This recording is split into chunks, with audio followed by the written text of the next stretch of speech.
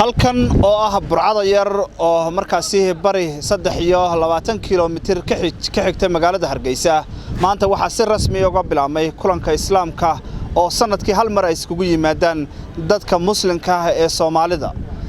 guud ahaanba deegaanada Soomaalida oo dhan ay ka yimaadeen dadka halkan ku sugan oo markaasi culimada metelaya Soomaalida oo dhan waxaana iskugu yimid boqolaal qof oo markaasi ayagu markaasi diinta iyo khayrka ku fidinaya guud ahaanba dadka muslimka ah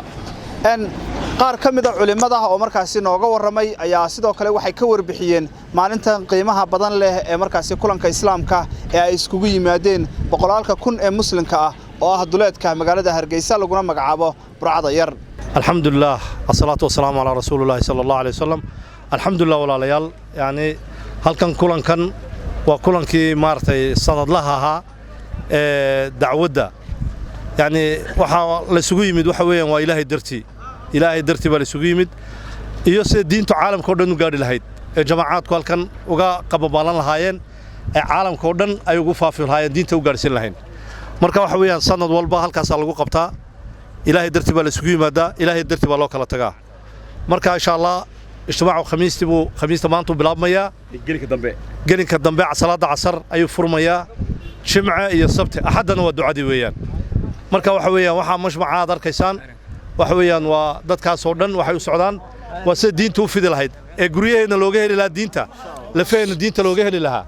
caalamkana diinta u gaari lahayd caalamka meel aan laga iman maanta ma jirto waa ijtimaac waxa weey adduunka waxa jira corona wax la yiraahdo halkan corona laga wada yaqaanba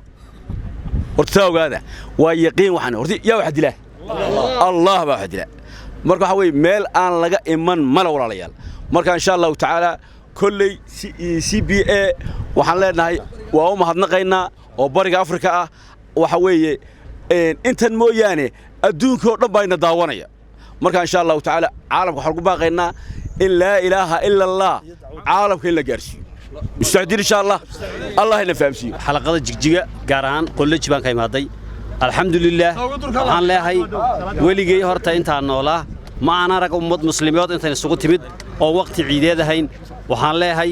dadka ilaahaykiisa Allah ka dhigo aniga waxaan ka imaaday magaalada Doolo Ado ee xuduudka Kenya iyo Ethiopia iyo Soomaaliya waxaan halkan u imaaday inaan diinti aan wax ka fahmo dadkayna aan u duceeyo ma sha Allah ummadana aan gaarsiiyo Axmed Saki Ibrahim burcada yar bariga magaalada Hargeysa